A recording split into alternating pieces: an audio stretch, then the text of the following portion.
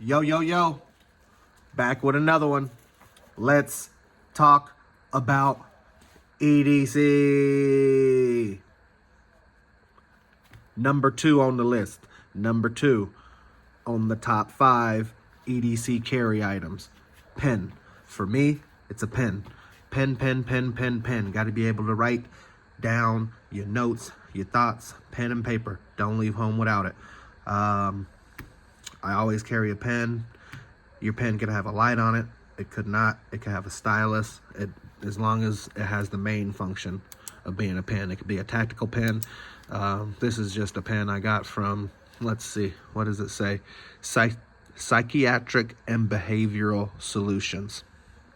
If that tells you anything about me. So, yeah.